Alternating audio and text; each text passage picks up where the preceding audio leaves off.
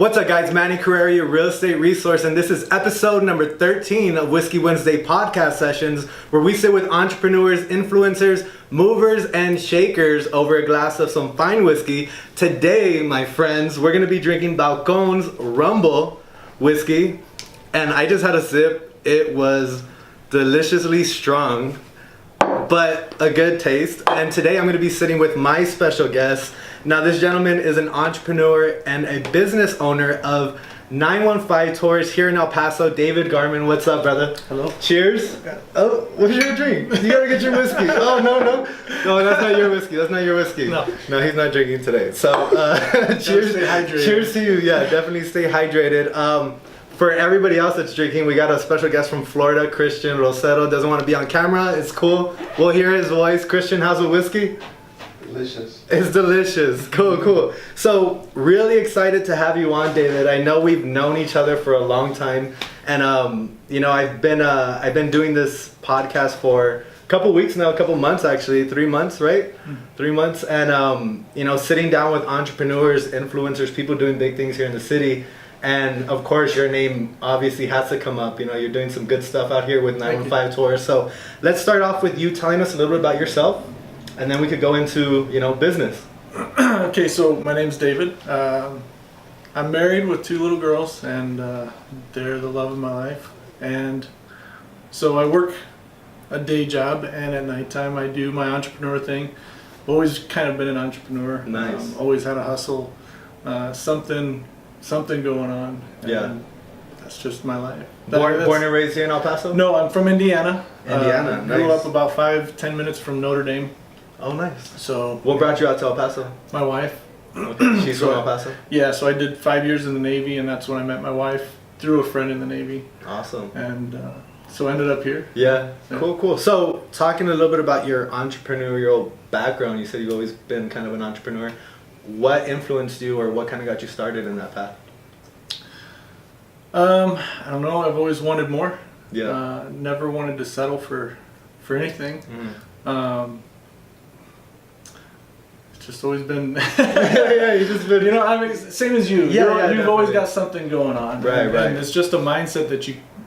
I don't know. I want to say you're born with it. Right. Because it can be learned, but it's just always been a thing, man. I've selling candy, selling glow sticks, whatever. When you're a kid, you sell whatever you can to make a few bucks. I sold ice cream. There you go. I sold ice cream for chores and for money. Like, pick up the dog shit and I'll give you a bucket of some sandwiches, Everybody's got their hustle. I mean, mowing lawns, whatever it takes to make some money to do what you want to do. So who influenced you? I mean, was there anybody in particular? Parents, family members, friends? So my dad was, he was an electrician, started his own business, and I was young and I didn't really understand it, but I knew that he was always going for it. Right.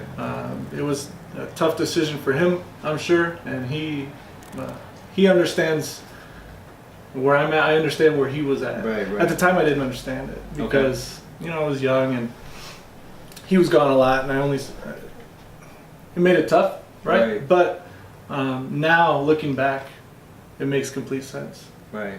So growing up, you did see, even though he had his own business, you saw the time that it took for him to... The sacrifice. The sacrifice that it took for him not only to go every single day to that job, but also to lose some of that family time that a lot of entrepreneurs, I feel like, now are getting to understand what it really takes to be an entrepreneur. The discipline and the sacrifice that you really have to take. So how did that kind of make you feel, seeing that and then still feeling like this is still what I want to do, I'm not sure, because my older brother, he was big into school and getting a job, and that's cool. I mean, that's how it is for a lot of people, and it's good. But for me, I just kind of gravitated towards how he was. Right. And so I don't know if I answered the question. Yeah, no, you did, definitely. And I think, kind of going back to what you said, it does come down to, just having that inside you. Because I know exactly what you mean. I mean, I've worked jobs, I've worked the 9 to 5, and I could tell you for sure I've been super miserable. And I know for sure that working these 9 to 5s is not what I wanted to do. Right. You know, and that's not to say anybody that is working a 9 to 5 you're wrong. No, right. You know, right. because just like what you're doing right now, you still have a full-time job. Yeah. So when does your entrepreneurial, when does your business hours kick in? Right after 5 o'clock, 5 to 2? Yeah. Or? So like today, I worked 5 to 5. Okay. And then, I mean, I'm here, and then I'm probably gonna go work on buses right now. And Okay. pretty much from 5 until I put the girls to bed, and then after that I go work until midnight or whatever, and then wake up at 3:45 and go do it again. Right. So, That's the hustle, huh? Yeah. The hustle. yeah. Yeah, and So that's it's 20-hour days. Yeah, definitely. And Even that's, and the hard thing is going to be transitioning out of working the job and still putting in 20 hours. Right. Because that's when you've really got to kick in grind mode. yeah, definitely. A lot of people think, oh, I'm just gonna have a lot more time. Right. But it's like you're gonna have a lot more time to fucking dedicate you've to gotta this push other it, craft, you right. know? Yeah, I actually have some friends that full-time firefighters and realtors left the fire department and had days to fill in, you know, and they're Yeah. like, holy shit, I didn't know I Yeah. had that much time. But you can be so much more available. productive. Yeah, if, definitely. You know, you've got to be disciplined to do it. But Right, for right. sure, man. I mean, there's a lot of time in the day. Yeah, definitely. So before we do talk a little bit about the business and what you actually do, and you know the business that you've created, a little bit about that work-life balance. Talk to me about how you're balancing it with your family, because obviously you have a family, you have kids, you have a wife, and you're talking to me about 20-hour days. You know, so how does that work-life balance come into play, and how do you balance those things? I still so. Like we said, after I get out of work, I'll go home and I'll spend an hour or two with the kids, put them to bed. So my kids do know who I am, right? That's a big thing. Oh my god! And my wife, she knows who I am, right? So, Yeah. I mean, there's got to be some time. We do Yeah, make definitely. family time. You know, we're not we're all going to sit down at the table and have dinner together and that kind of thing. You know, Right. it's not the traditional, but you can't expect that when you're starting a business, starting a Exactly. brand. It can't happen. Yeah, definitely. So, I mean, we just got back from Washington D.C. Had a great trip with my family, and The Sosas just came back Yeah, from it it was too. it was great. You guys went together? Yeah. Another thing I wasn't invited to. I wasn't invited to the toast, and I wasn't invited to this Washington D.C. You're invited trip. Yeah. So yeah, I mean, we do. Thankfully, we do get to travel and get Awesome. some perks and spend some time together as a family. So That's cool. kids know I love them. That's good. But And I think that's another thing too. Just like what you kind of said is, you can't expect that without this. You know, there has to be the right expectations. I think also.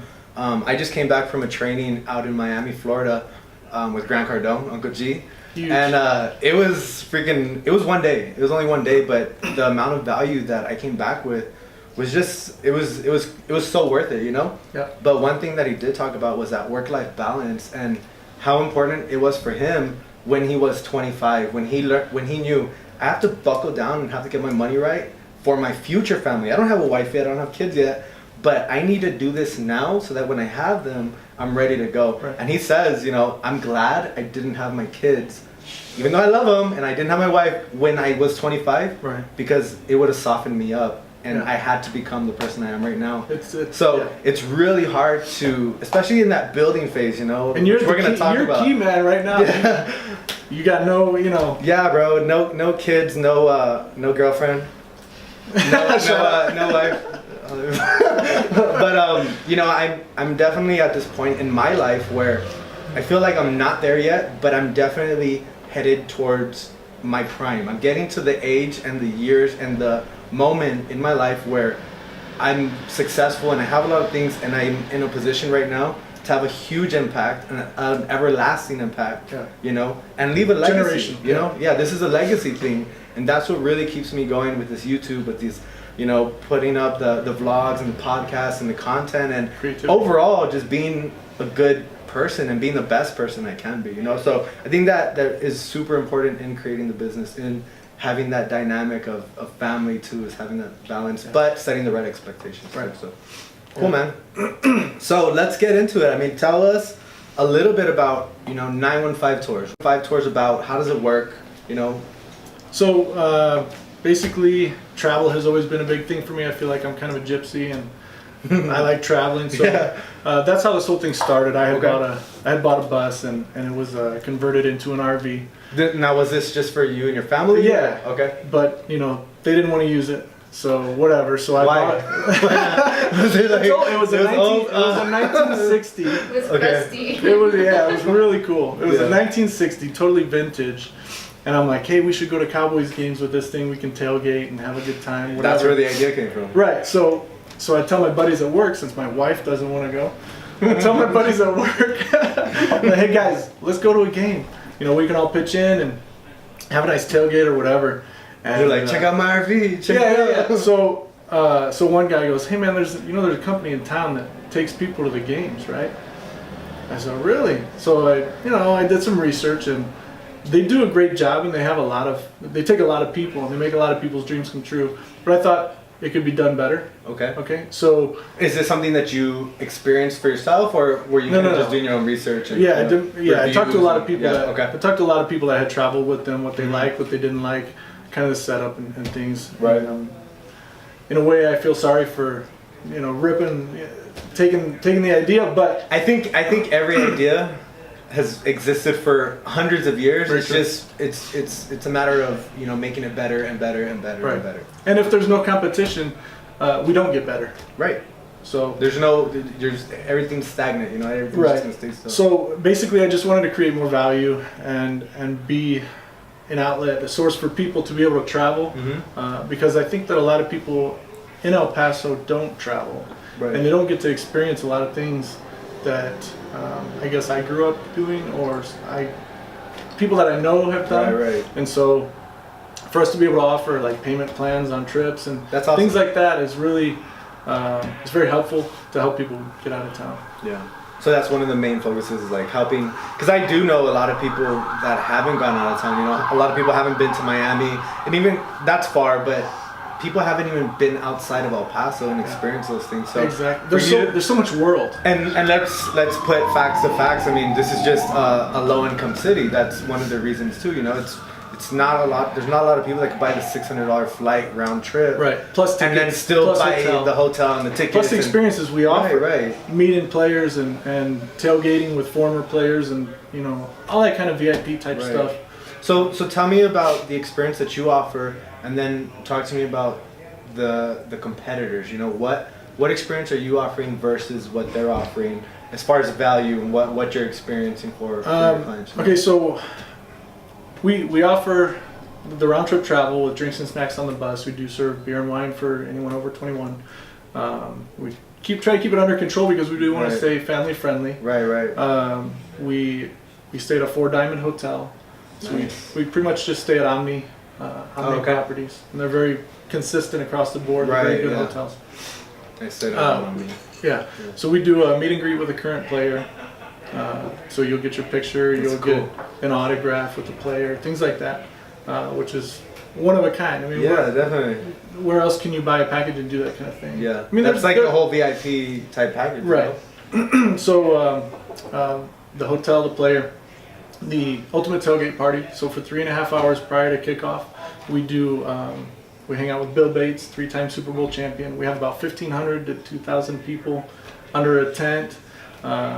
Music, DJ lights, this is a dancing. Tailgate. Huge tailgate. It's all you can eat barbecue, open bar. It's great. Sounds fun. and then from there go to the you get your ticket to the game as well. Right. So it's, I'm not gonna say all inclusive, because your breakfast when you're there and things like that are not. Yeah, there's still some spending that you'll do, but for the most part, it's pretty much taken care of. Especially for the game and the experience. Right. The tailgate and all the other fun stuff that you do. So it's one of a kind value, and we break it down into payments. That's cool. The big thing. So what types of clients are you getting right now? What does your clientele look like? I would say anywhere from mid-20s to early 50s. People, they get out, have a good time. How do I say?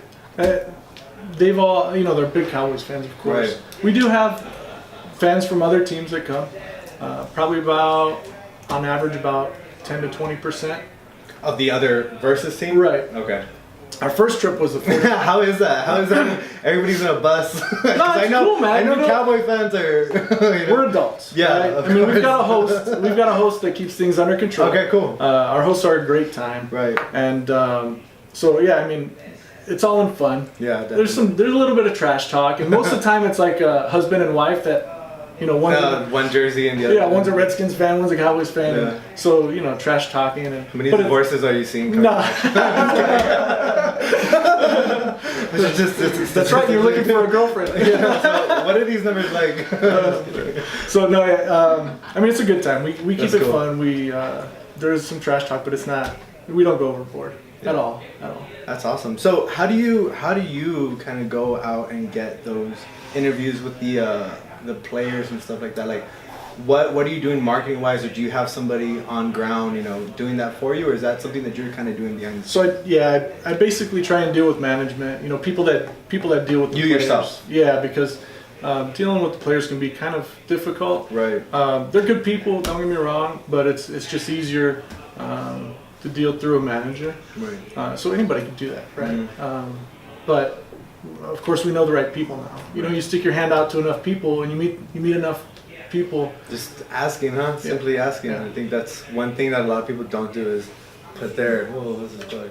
So there's some. Oh my God! You're no, don't do that. Or we could put that. Dude, I like. There's only a couple things that I'm scared of, or not scared. I just won't do. I won't watch scary movies, and I won't kill bugs.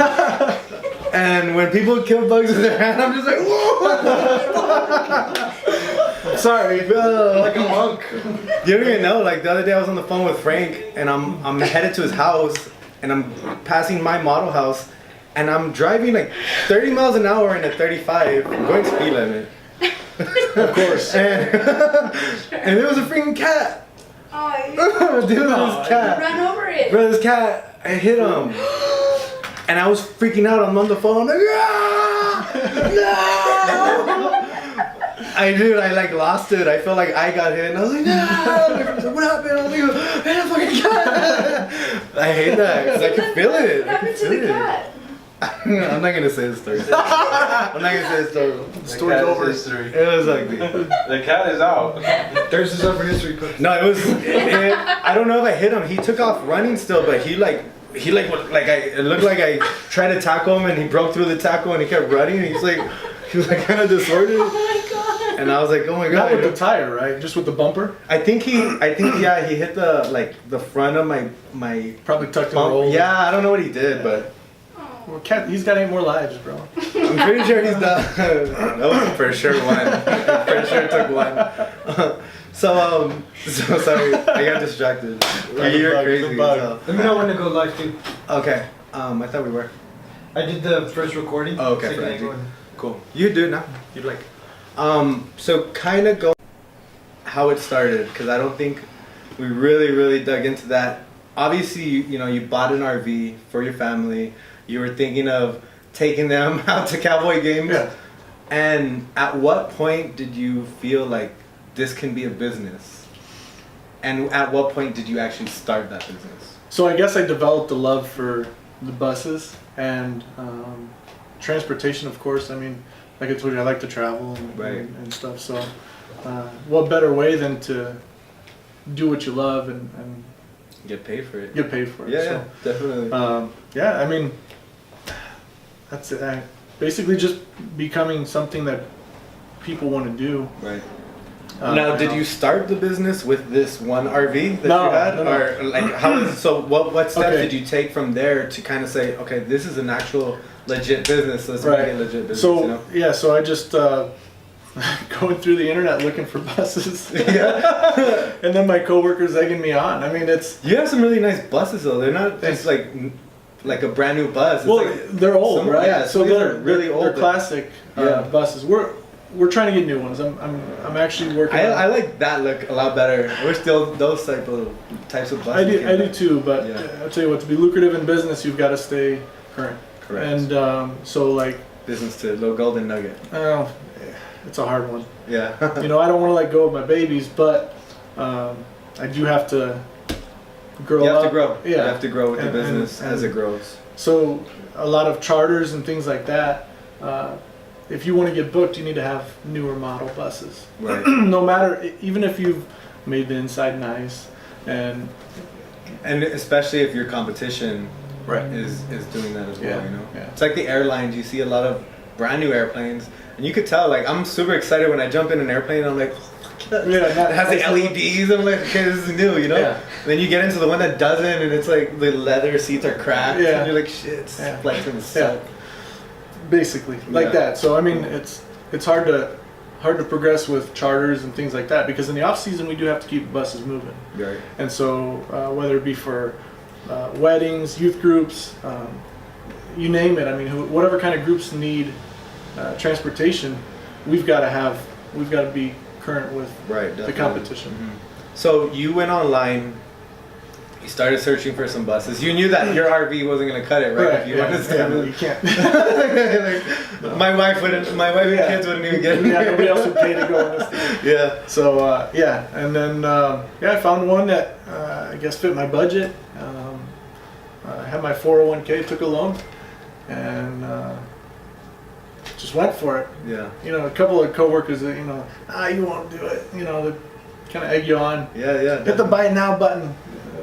So yeah, it happened. You just did it. You're Before like- I knew anything about the transportation business, how to run a transportation company, any of that You stuff, figure that out later. figure it out. Yeah. So what did that, I mean, I think that is really what separates an entrepreneur from a non-entrepreneur. You know, somebody that just talks it, but somebody that actually does it is actually going all in and betting on yourself and figuring it out later, just like you did. Jump and learn how to fly. Yeah, exactly. So what was that feeling like for you? And then going back to now, because how long ago was this? 4 years. 4 years ago. 4 years. Yeah, just barely 4 years. So tell us a little bit about that feeling, what it was like, what that conversation was maybe like for you and your wife. Because this is a 401k that we're talking about. And I only say that because I think what stops a lot of people from starting the business is the money part. Mhm. And I think Absolutely. And I think, you know, a lot of people traditionally are born and raised to have that backup plan and have the 401k to be safe and don't touch it until you're Right. this age, you know? So pulling out of it for a lot of people it just sounds scary as shit, you know? It's like, why the fuck would you do that? Yeah. You're fucked. Like, you know, if you fail, you're done. You're gonna work Yeah. until you're 80 years old, you know? So Yeah. what was that conversation like, one? And two, how did that feeling feel when you actually did it? Because I think that's the one thing that separates us, you know, is having the idea and actually executing on it. Faith is a big thing. You've got to have faith and just believe in yourself and believe that somebody's got your back. Yeah, definitely. So my homeboy DS, he's been along for the ride with me from day one, from all my past ventures and things Did like you sell that. him? Is that your RV? No. No. So, I mean, he kind of not that he egged me on, but he was like, "Look, man, I'm here for you. I'll team up with you for the design and things like that." And he does Yeah. a great job Yeah, definitely. with what he does. Shout out to DS. Absolutely. I mean, he does a lot of video work, professional video work. He's with one of the best media teams here in El Paso. Yeah. As far as content creation, like video, you know, they're doing music videos for a lot of artists and all, Yeah. in Big name. in Big- the big U.S. You people, know, yeah. yeah. So it's pretty crazy what they're doing, but so he was definitely So one the of those marketing porters. side of things, right? I mean, from the past, when we met, is when I kind of learned marketing. Right. And having him on my side for that was very, very positive. Thinking, okay, I mean, I've got professional design and things like that I need to move forward with our marketing and grow, Right. grow a good following and things. Mhm. That's awesome. So he was definitely one of those people that helped. Yeah. Oh yeah. Helped kind of get you to For sure. that point. For sure. Yeah, I mean, without professional design and things that you put out, you can't Like a expect lot anybody harder. to take you Right. take you serious. So talk to me about your first year in business. What was that like? Tough, man. Yeah. Very tough. Trying to, just get the hang of the transportation business. trying to get the DOT, the insurance, all that stuff to break get down DOT. No idea what that is. Department of Transportation. Oh. So you've got to have. I don't know what that is because I'm a licensed. I do. I mean, you've got to have your US DOT number, your FMCSA Right. number, all this stuff that's involved in traveling, carrying people. There's so much liability to that, I bet, right? Yeah. How much is your insurance? I mean, don't say that number, but I'm sure the insurance liability on that is insane, right? Yeah. Probably more than the lease on this building. You know, it's just the insurance every month. Mm-hmm. So it can be stressful at times. Yeah, definitely. But especially when you're starting, you don't have any clientele. Mm-hmm. But the good thing is we started right at football season. Okay. So they kind of helped us. So what was your first tour like? It was something else, man. This is always a fun part of hearing stories. So 49ers versus Cowboys, like 2 days before, only a few people booked and just stressing and like, oh my gosh, what are we gonna do? Yeah. And then you get a couple people that they wanted to go with the competition and they were sold out. So they called and they were like, we've got a group of 6 people and what can you do? And at that point you're like, I've got to do what I got to do. Yeah, definitely. And so you take what you can get and put it together, and we ended up taking like, I don't know, 30 people. Wow. So almost a full bus, and it was a good time, man, because it was half 49ers fans. Okay. And so it was like husband and wife, like I tell you. Yeah. And then big group of friends that are at each other's throats. That's cool. Yeah. That's cool. So how was that kind of like for you? Because you were the host. I had the host. You didn't have the host yet, right? Now you have your own team. Yeah. Oh, they're great too. Mm-hmm. We've got some really good people, and that's one of the good things about growing is you've got to get the right people. Right.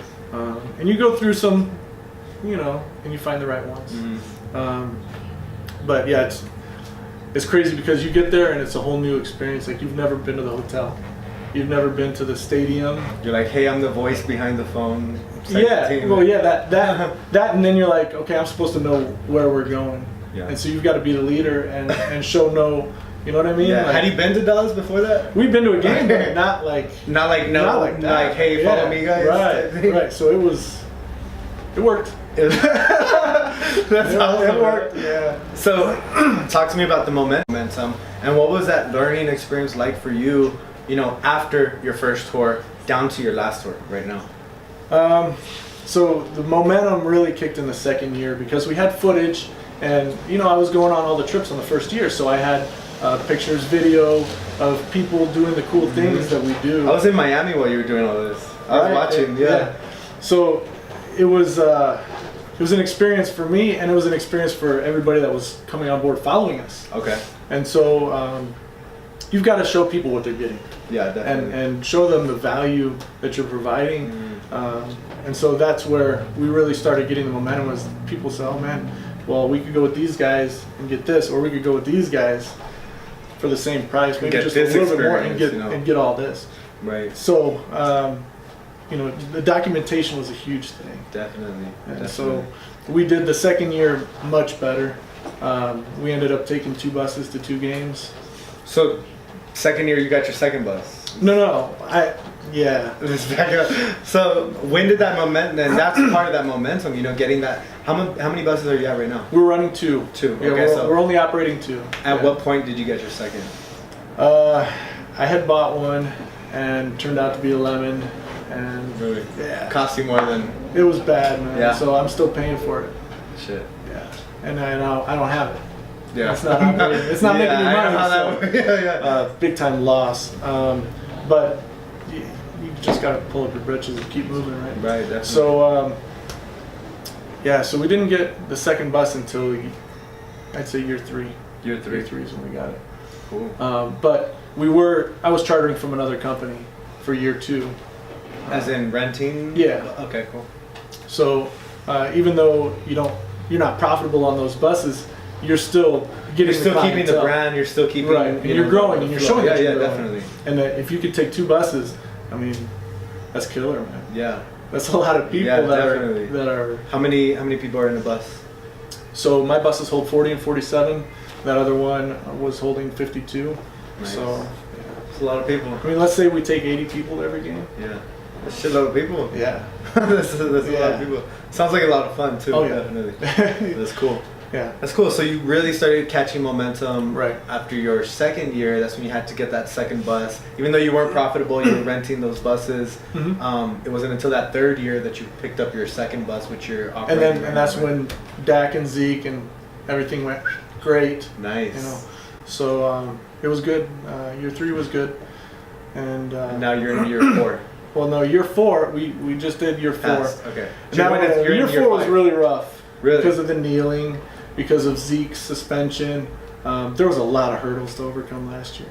So talk to me about that, because I think you have a very unique business, and a lot of people don't see the insights that you really have to pay attention to behind the scenes, which are the stats and who's going to play the game, and you know what team they're playing. The effect that it has. Yeah, definitely. So you just said kneeling. Like, I remember the controversy with the whole kneeling Right. thing, but that affected your business as well.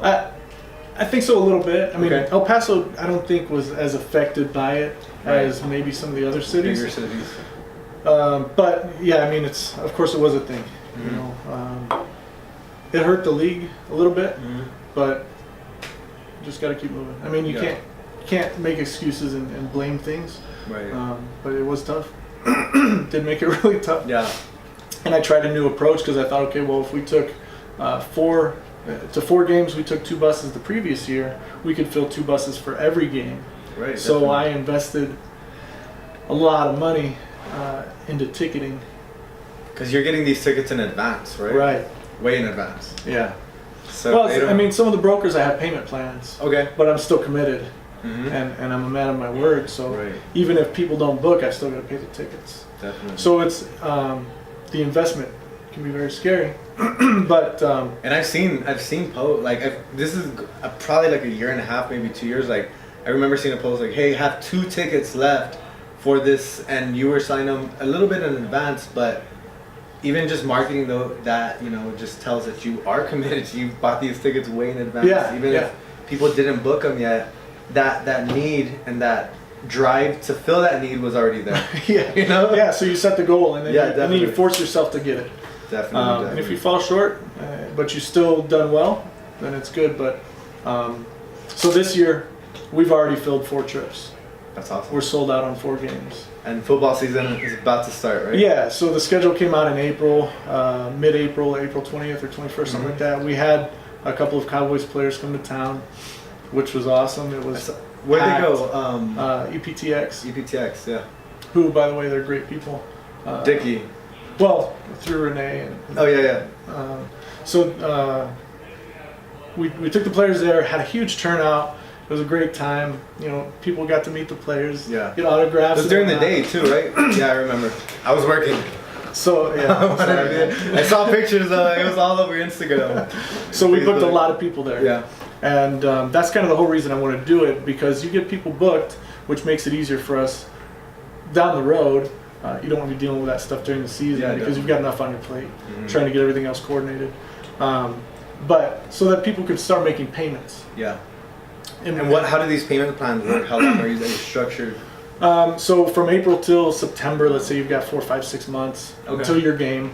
You put $100 down, and you break it up into the monthly payments up until 2 weeks prior to departure. Awesome. So it makes it so much easier than having to come up with $600, $700, $800 Yeah, per because person. a lot of people, I mean, there's just not a lot of people that can do that. Drop Right. $600 at a Right. time. You know? So I also started the Cowboys Travel Club, which it's a year-round payment that gets automatically drafted, and so it's what is the lowest price one? $35 up to $70, and you get to go to a game every year. Really? And you pick which game? Yeah. So when you're a part of the club, you get VIP treatment. So at the event, our club members get to go to the front of the line. They get a football to get autographed, a picture to get autographed, whatever, meet the players. That's awesome. And then, just little perks. They get to the game that they want for sure. They're going. That's cool. Things like that. So That is really cool. I mean, because if you're getting all that additional value, I mean, just adding a simple trip, how much the ticket would be for me and a girl, and then the flight for us. right. Right? So what are you laughing, man? It could happen. It could happen. It could happen, man. Yeah, One day. One day, So- man. I mean, just ticket alone, flight alone, hotel alone. That's over. I'm just calculating in my head. Probably $1,200. Over $1,500 maybe. You know. With flights, yeah, you're talking 15, 16, 2,000. Yeah, definitely. It's definitely. It adds up quick. Yeah. And that's That's without not- autographs. That's right. without meeting the Yeah. people. Without the barbecue. Vegetarian barbecue. You're vegetarian? For real? I always have Is that to why you slide got it mad in. that I killed the bug? Yeah, dude, it was fucked up. Sorry. I'm like, David, what are you doing? We're on the show, man. No, it's like I'm sorry. It happens. By the way, that steak I had yesterday was... We were just talking about. I don't know if you see my post, but we're very strategic with our posts, and we have different themes they do. And I give a lot of control to the Sosas because they do a great job marketing. And you know, for the last couple of weeks, we've been doing restaurant reviews and highlighting a lot of really good restaurants here in El Paso. Yeah. I think we have some of the best food and options out here. Even if it's like all Mexican, it's like so different everywhere you go, you know. So it's really good. And I was like, hey, why do you guys keep posting like steakhouses and stuff? Like, I'm like on my feed and I'm like, I posted this big old steak. And then the next photo is like some cows. And I'm like, that ain't me. It's not me. I'm not for this. No, it's funny. So let's talk a little bit about, you know, the journey that you have had. What are some of the biggest struggles that you've run into in the last 4, now going on 5 years? You know, struggles that you've had to, you know, come off of and learn from, biggest lessons that you've had so far. It usually always gets people thinking, because I think there's so many, right? Yeah, it's like... There has to be so many. But part of being an entrepreneur is being able to overcome things. Definitely. I mean, you learn to be a problem solver. Right. And I guess I've always felt bored if I wasn't solving problems. So, just, man, anywhere from people to mechanicals to financial stuff. I mean, everything is, there's just so much to... How important has it been for you to find the right people? Because I know you're talking about, you know, the hosts and the good people that you have behind the scenes. When you first started, it was you, you know. So how important has that been to find the right team and the right people that you can count on? I know there was an incident maybe a while ago about a bus breaking down or something, and then it's about how you react and how fast you react, you know. Because these people could be stranded in the middle of nowhere sometimes, you know? Yeah. So how important is it for you to find the right team, and how long did it take you to find the right people that need to be in the right places? As far as hosts, I mean, we've always had kind of the right people, because people that enjoy getting people hype is what we like. So definitely. I like being hyped. that's easy to, I mean, it's easy to know, hey, you're good for the job. But also to be able to handle everything else that's involved with coordinating the timing and the tickets and all that stuff. Drivers is pretty difficult, especially since our drivers really only work part-time, so they still need to work a full-time job. So you need to find somebody that's off for that weekend. Right. Or retire. Right. And that's where I've had kind of the best luck, is with folks that are retired. CDL. Yeah, they have to have CDL, passenger endorsement. So, I mean, finding drivers has been a struggle. Yeah. But we overcome it. I mean, Awesome. I don't know. I guess I can't say the biggest hurdle.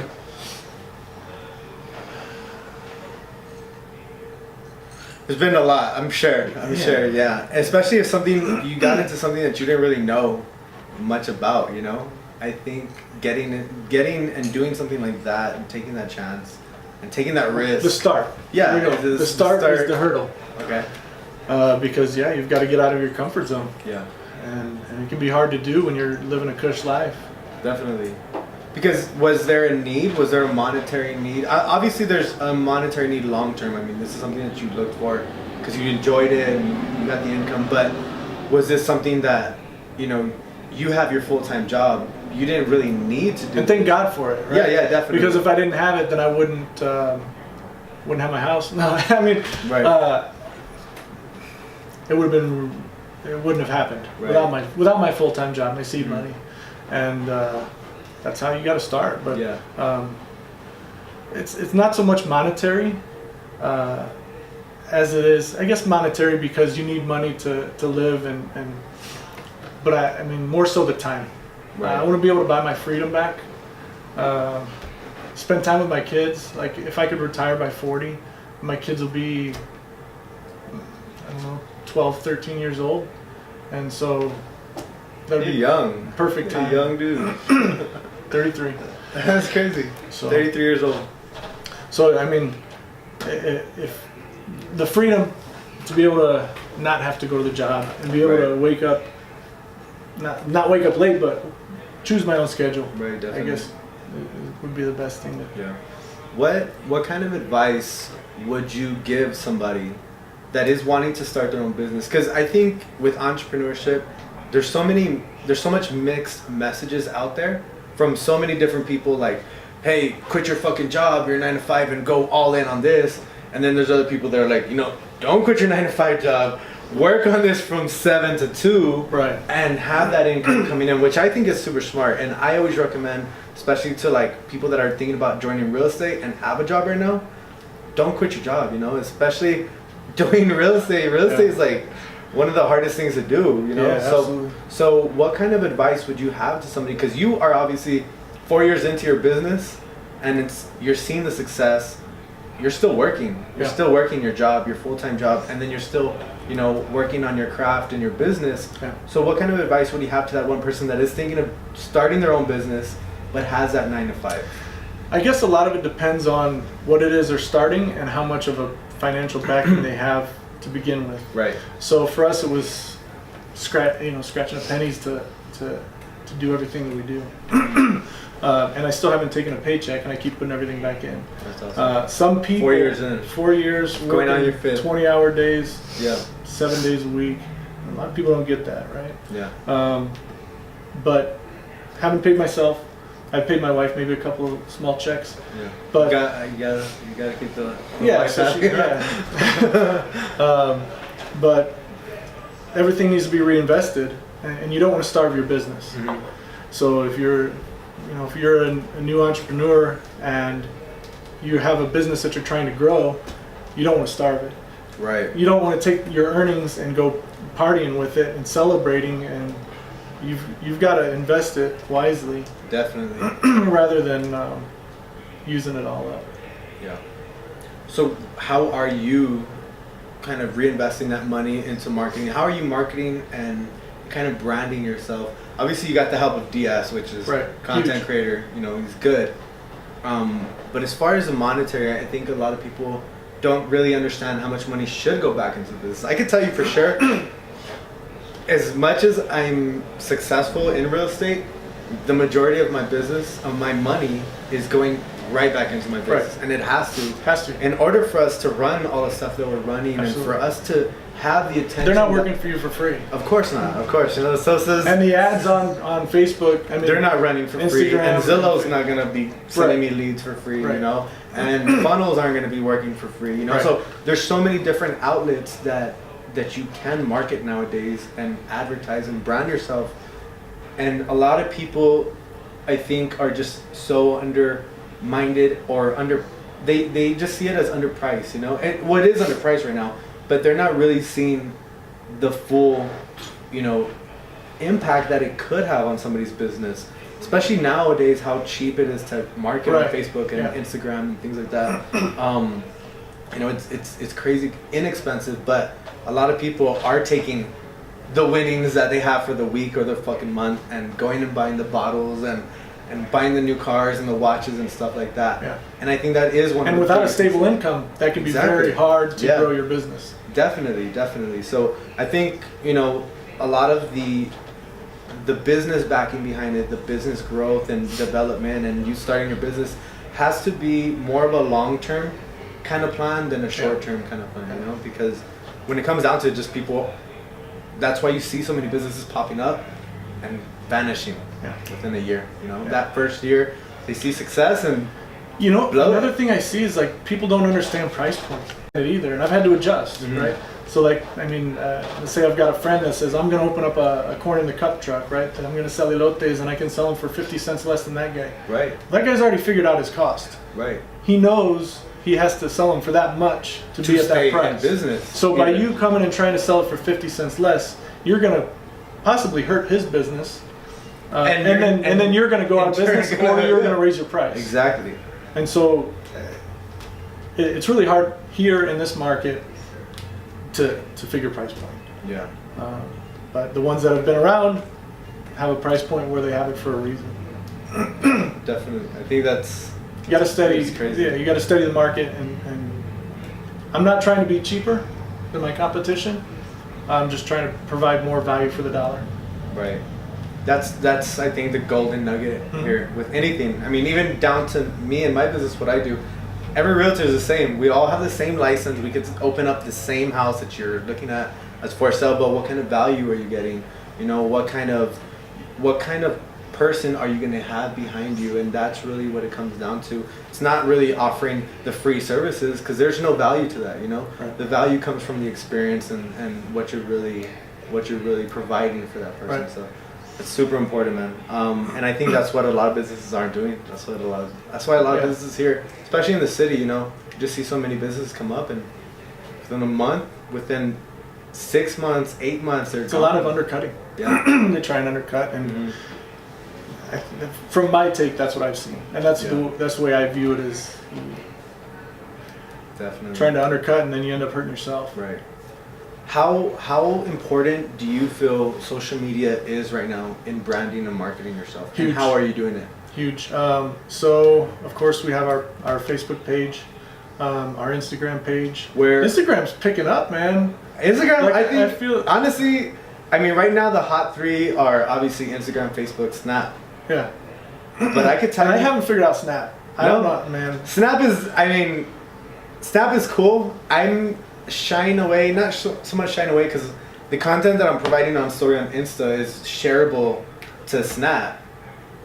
But I feel like Instagram has really, really, really, really figured this shit out. Yeah. Because not only are you able to post video now and, you know, do all that fun stuff and go live and all that cool stuff, but all the filters and the GIFs and the cool stuff that they're incorporating, now you can add music, now they have IGTV, you know, it's just like they're ahead right now. Yeah. And I think when you look at the two biggest platforms, obviously they're in sync, they're hand in hand. Yeah, they're partners. But when you look at which social media network or platform is actually setting the bar, I think right now, it's Instagram, and I'm a huge Instagram fan. Like Yeah. I'm on Instagram all damn day. It's kind of different. I mean, when Facebook started, when the meme thing Mm-hmm. started a few years ago, and everybody Right. was posting memes, I'm like, I just want to read statuses, right? Yeah. And well, Twitter was all statuses too, Mm-hmm. and so it went from wanting to read things to just wanting to see pictures. Yeah. People are now more visual because attention span has gotten smaller. Right. You know, so now it comes down to the 15-second video Yeah. that you post. And I didn't think 15 seconds no, was yeah, too long. because it comes down to the first three. Yeah. You know, the first three, if it doesn't have your attention, how fast are these people scrolling Yeah. with their thumb before they run into your video? Yeah. You They know, don't so even let that's go. why- They bring it up and then they hold it and then they. Yeah, swipe. exactly. So I think that's why even I have analyzed myself. Why do I like Instagram more? And it's because Snap is like cool, but I think they're changing too much, and now it's like you have to click on somebody's story twice just to see it. Because a little circle comes up and you're like, okay, Oh, yes, I want to see it. I don't Or know. no, I don't know. You know? Yeah. I'm looking at this and I'm paying attention to it. It's like, it seems like a hassle. I look at Facebook and there's just too much verbiage and people writing paragraphs, and I don't want to read that shit because I'm driving. Shouldn't be driving. I'm parked. Parked. But you know, I'm driving or I'm at a light and I'm fucking scrolling. I have Yeah. 30 seconds before this light turns green. How many pictures? How much can I see? Yeah. I'm not gonna read everybody's fucking feelings for the day, you know. so where do I want to? Where's my attention? Instagram. You know, my Instagram. Well, Instagram in general, the posts that I'm actually paying attention to are the ones that are appealing, the pictures or the videos that have that first 3 seconds, like, Yeah. oh, you got me, like, what's next? Yeah. For the next 12 seconds, you know? Yeah. Exactly. Something So I think social media is super important Huge. in building businesses nowadays, and that's why Sosas are sitting on a gold mine, especially out here in El Paso. There's just so many businesses that aren't utilizing the social media and everything like that. So where can people find you on Facebook, on Instagram? So Facebook, we're currently under Classic Elegance Coaches. Okay. That's the name of our charter company. 915 Tours is the hashtag we use, and it's much easier to remember. I remember. I've been saying 915 Well, since we got here. so we're kind of, once I get the newer buses, Yeah. Classic Elegance Coaches isn't really going to fit anymore. Okay. And so we're going to have to do a name change. Awesome. And so on Instagram, we're already 915 Tours. Nice. So it's going to be basically doing business as 915 Tours. Awesome. So the Classic Elegance is going to change Cool. to 915 Tours. That's probably the first time I've ever But put that out there. that's to kind of where you're seeing, you as a business owner are looking at your business and saying, okay, well, this doesn't fit no more. We have to diversify. We have to Progress. grow. What's catching on right now? Hashtags and 915 tour. Right. That's super easy to catch on. So And as soon as Facebook figures out the marketplace and Instagram, I think they're trying to tinker with it a little You bit. think so? too. Yeah. marketplace on IG. Yeah. Yeah. I think that they're gonna figure something out for that. But once marketplace, people don't like to leave their social media. So if they're on Facebook, they don't like to link away from Facebook. You know, that's actually one of the algorithms that they've changed for those of you that are watching. But Facebook doesn't want Links. you to put link because they don't want you to go to YouTube. You know, so those posts that have the links are going to get less views organically than Yeah. posts without. So I feel like we're gonna eventually be able to sell our packages, and everything can be done straight through Facebook or straight through Instagram. Right. And so that's why we just use the hashtag, because I feel like, not that the .com is gonna go away. Bless you. Bless you. Thank you. Not that the .com is gonna go away, but it's gonna be less effective, less efficient, because everybody's focused on the social media, Yeah. and they don't want to get away from. And you know what? I think I'll say maybe not. Because even though the algorithms are set for news feeds, stories are hot. Like Yeah. I love fucking being on story. If you follow me on Instagram, Carrera_homes, you will see your boys on that shit all day. Because the swipe up. I think swipe up. What does that do? Oh my God. Okay, so check it out. So if I'm on check it out. Me and Sosa's just did a buyer's guide video, 3-minute long video. Everything you need to know about buying a house. I hop on story and say, well, this video, we're gonna put it on my website. Okay. Okay. So on the website, when they click on it, they're gonna be able to put their information, because these are people that want to see the video. You Yeah. know. So what I'm gonna do is I go on story, and I say, in 10 seconds, hey guys, if you're thinking about buying a house, I just created a 3-minute buyer's guide, everything you need to know to buy a house. Swipe up now to see the full video. Yeah. 10 seconds. They swipe up because they're already swiping. This is like they love doing this, you know? It's they muscle swipe memory. up. Yeah, they swipe up. Go to my page. They want to see the video because I said that there's a video that all they need to, they're in my website. Yeah. Websites are still going to be used. I think they're just going to be used a lot differently. Yeah. Because now, before it was, here's my website, log in, type the www first, don't forget, and then, or here, click on here, and then it's going to take you to this page. But now with the swipe up, it's so direct, so in your fucking So face. what if when you swipe up, they enter their information right there? That's exactly what I'm saying. For them, and then that takes them to the website. That's hey, this is the video that I'm offering. Click on it. Boom, I got you. Here you go. Give me your email. But they still have to navigate away. There's still navigation, but all the navigation isn't the click, it's a swipe. Okay. And I'm just saying, even though it doesn't seem like So a it pulls up big your website. difference. Yeah. What? Yeah. Swipe up will pull up your website. Now you have to have 10K to do that. 10K followers. Oh. Yeah. But that's no, attainable. okay. You can do that. Unless That's everybody right. switched over from our Facebook, we have like 20,000 on Facebook and 2,000 and some on. But see, Facebook Insta. doesn't even do the swipe. No. Facebook, there's no swipe. Snap, there is. Yeah. And Snap, you could do it, but it's actually a swipe up, click the link. Instagram, I'm telling you, Instagram has it figured out. Instagram has it figured out. That's pretty And yeah, so there's just a lot of stuff that you think as a business with the website. I think people can see it like, oh, it's shying away. And I know you buy domains too, Oh, man. right? You're I've crazy got about probably domains. 130 or 150 of them right now. That's fucking insane. Yeah. So not only is it 915 Tours or your full-time business, you have income streams coming from everywhere. I don't like to Per admit se. I don't like to admit to that because Well, let's just say that you're open-minded. I've never to thought that different multiple things. income streams would be a good thing because it's good to be focused. 100%. But if I have an extra 10 seconds and I think of a domain that I would like, I just go on to GoDaddy and click buy now, and now I have it. Because you And it understand. cost $11. Because you understand. What is the most expensive domain you've sold? Canelo. It was Canelo versus Chavez.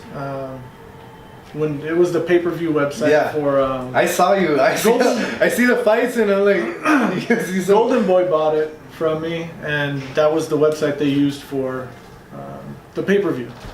Holy shit. So it was cool. And that pretty much paid off all the ones that I had. All the other ones. That's insane. So Golden Boy bought one of your domains. Yeah. That's freaking. So then when it was the, who's the last one he was supposed to fight? Canelo? Triple G. Okay. So I'm calling him every day. Hey, you guys want my domain? They just kind of blew me off, right? And then he ended up popping positive for steroids or whatever. So I still have the domain if you want it. It's still for sale. It's for sale. Are they still going to reschedule that fight? I don't know. 5,000. So I've got Bought it for 11. So like I've got Canelo versus Triple G, Canelo Triple G, Triple G Canelo, Triple G versus Canelo. Every Canelo versus Triple combination you G2, could think Canelo of, Triple yeah. G2. Yeah. Every way it could be possible. Like Jones and Lesnar. That's cool. When John Jones beat Cormier and he called out Lesnar in the ring, right then, gotta have it. That's badass. That's cool. Yeah, I've seen you. I mean, we've been following each other for a little bit. Let's real quick backtrack. Okay. How the hell did we meet? Tell them. The music. the music industry. Met in the music industry. When your boy was a rapper. Yeah, I had a friend, good friend, good Kango. dude, Kango. And Kango is actually that dude is one of the most humble people I've ever met, and he's one of the hardest grinders. That fucker would be on the corner, in every fucking parking lot, every corner, selling his CDs. Yeah. I would see him and I would buy a CD every time. Yeah. Well, you kind of have to. I bought man, 2 'cause, like, already today. I respect, when you respect somebody's hustle, Dude, you I respected pay the for it, shit man. out of his hustle because one, he was good. He was talented. He is talented. But the drive that he had behind it, that's what a lot of people were missing. I never did that. Yeah. I never did that. I wasn't really after the fame part. I was doing it for a lot of different reasons. It's a bitter. Just kidding. I was doing it for a lot of different reasons. But, you know, for somebody to have that much drive and desire was to on go after what he's passionate about. And he had quit what he did so he could do that. Yeah, I know. I know his story, and I used to see him at the mall. I was working at Verizon. He would go sign the CDs, and I'd tell all my boys, like, yo, buy one, bro. Like, Yeah. $5, give him Support $5 the fucking local bucks. guy. Yeah, Have yeah. him on the show. Yeah. Where is Kango? Where's Washington. Washington. my dude. We gotta get you on a Skype. On a Skype, huh? We're actually gonna be incorporating some Skype podcasts That's cool. for sure. We got some out of town. In the beginning of our podcast, like one of the first episodes or second even, my intro was El Paso's entrepreneurs, influencers, movers, and shakers. Yeah. We switched it because we knew that there's a lot of people, even outside of the city, that are doing really big things that are underrated. Caleb Maddox, you know, other big entrepreneurs, people that are fucking shaking up, you know, social media even, Yeah. you know, so And it's they can bring definitely- value to us. I mean, Yeah, definitely. I mean, you don't have to be from El Paso to bring value to El Paso, you know, so I think that's another cool thing. so we started the There's another- 915 movement. There's another bug on my notebook. I'm not gonna show you. You want me to kill it? No, I'm just gonna tell it. So you were doing the music thing, I was doing the music thing. I had started the 915 Movement website Right. with DS, Mm-hmm. and many late nights and building that thing, and never asked a dime from anybody. Right. And 915 Movement, that was where artists, you We basically showcased got every- artists. Like what you're doing now, showcasing different businesses and Mhm. everything, is kind of what we're doing, putting some place for all the artists to put their face, their music, Yeah. and so people can check them out. And this is before the Khalid and, you know, the Evander Grimm. And I think that we brought a lot of attention to the El Paso scene. I think so too, and I think there's always been a lot of talent here, and it really, I mean, even years back, we all knew that all it took was, it was just gonna take one person to Yeah. really put the city on the map, Yeah. and even in the last year and a half, I got here right when Khalid was blowing up, like Yeah. right when You got right when he blew up, and to see just how much attention El Paso's gotten. Now you hear about El Paso a lot. I Yeah. mean, we were just on fucking Yahoo News for some shit. Frontline. For some shit we don't want to be known for, but Headline. the cop that pulled out a gun on the kids. It went on Yahoo. It was even on Snap. The fucking stories, like CNN. Oh my Everybody God. had it. So it was everywhere. exposure's exposure. 915 is El Paso's a beautiful Yeah. city. Actually, the safest city. I don't know if it Yeah, is, the cops but do a still great one of job. the safest city. Yeah. I support the cops. Shout out to all the cops. I have a lot of cop friends too. Shout out to all the sheriffs, law They enforcement. do a very thankless job, and they're in a lot of danger sometimes, and I think we take it for granted sometimes. Definitely. Because, I mean, we do need them. Who are you going to call when you get in trouble, when you need their help, you know? Christian's brother is actually a cop out there in Florida as well, so he's protecting and serving out First there. responders, thank you. Yeah, definitely. We discount 10% for first responders. There you go. Military and first responders. I'm a vet, so I take care of the vets. Oh, there you go. But there you go. yeah, first responders. Talk to us a Thank little you. bit about, you know, what you do offer for, you know, the types of packages, just so people are a little bit aware. I know there's going to be some people that are definitely, you know, interested in your services and what you're offering, especially because you offer that payment plan. I think Yeah. that's huge. It's like a little layaway, you know? Oh, absolutely. It makes it so much easier. Yeah, I mean, rather than coming out with $1,000 or so dollars, yeah, definitely. $50 a month. Mhm. So we also do, besides the Cowboys trips, we've got a couple concerts coming up. Journey and Def Leppard Nice. is gonna, like, I'm a huge Journey fan. Hell I don't know yeah. why I've like been on this thing for the 80s music. I love 80s music. My parents grew up to that Yeah, stuff. I 70s grew up and 80s listening is to it. So Journey and Def Leppard, Chris Stapleton, country singer, he's got a concert, and these are Albuquerque trips, and they're in back same day, so you can drink without having to drive Drink and and have a good time, Yeah. and we you get a you DD. know, we sing on the bus and have a good time. That's cool. We include a barbecue dinner before the concert, so you know it's Awesome. pretty cool. So the concerts, we do Spurs trips. The last one we did the Spurs and Lakers. We get to go down, sit courtside. Everybody's going to be going to the Lakers games now, huh? Oh yeah, why not? Well, So, we so got if they're in LeBron. Houston, if they're Yeah. in San Antonio, if they're in Phoenix, if they're in Denver, we're going. That's cool. If they're in Dallas, we're going. Yeah. Because everybody's gonna want to see them. Yeah. And those we take payments as well. Cool. So pretty much for every trip we have, if it's under $200, you can reserve with $100, Awesome. and then make payments up until 2 weeks prior. Okay. So it's just so much easier, Yeah. and yeah, take the guesswork out of it. Yeah. Now, are your services only for people that are wanting to get on the buses or on the tours, or do you have separate services? Good question. So we're building, apart from 915 Tours, cowboyspackages.com and the Cowboys Travel Club. So cowboyspackages.com, we're going to take nationwide. These are things I'm kind of like That's badass. brewing but not putting out there. So Okay. this is kind of That introductory. was my next question. Where is 915 Tours going? So this is .com is going to be huge. It's basically we're going to merger. I guess I can't put out too much information because I don't want somebody to take it. But let's say Priceline and StubHub merger together, and you could set up, if you didn't want to ride the bus, you could say, okay, well, I'll pick this flight.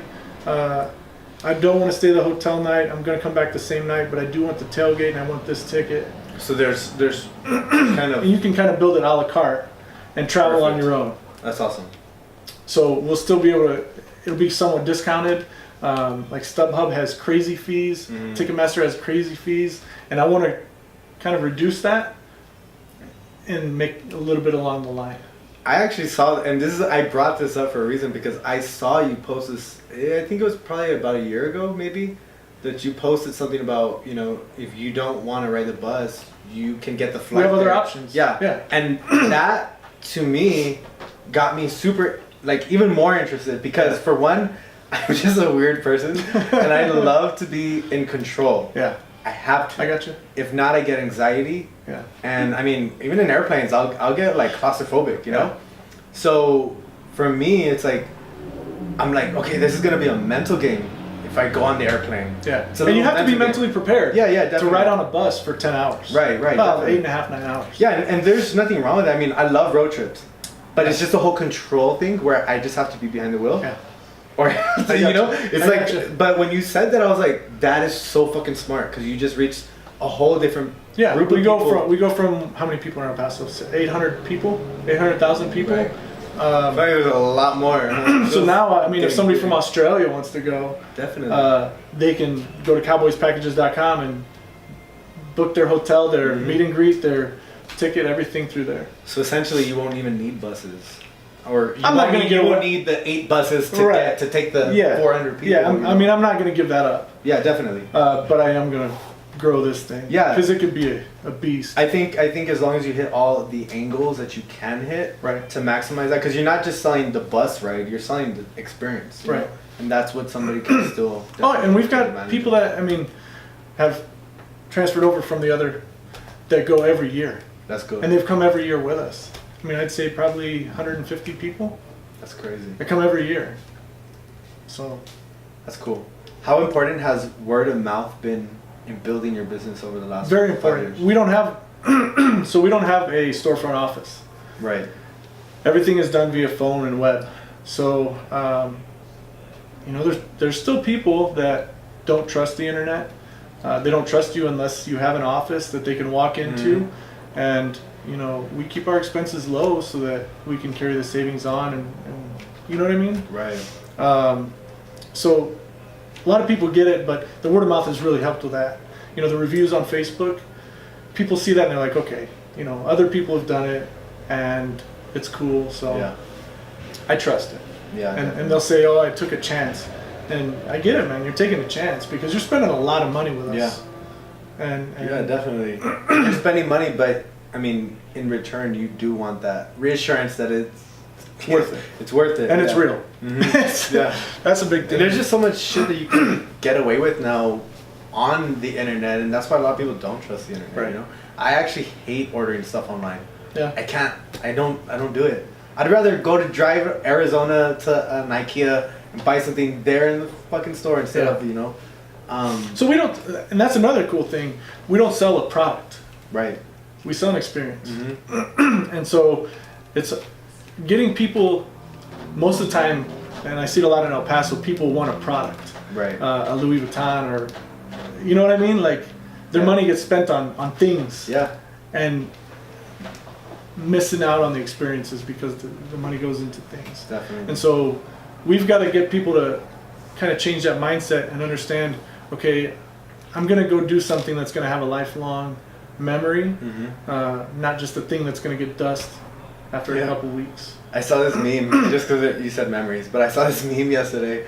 90s kids, all we have is fucking memories because there was no documenting shit back then. You Yeah. know? We didn't have Imagine if smartphones. the- oh. I wish. Imagine. I I don't would have been know. like 13-year-old in the canal, fucking lighting frogs on fire, fireworks. Like so fuck. I know. You love animals. I've You love turned- animals, bro. I've turned. My life has turned around, bro. I fucking love animals now.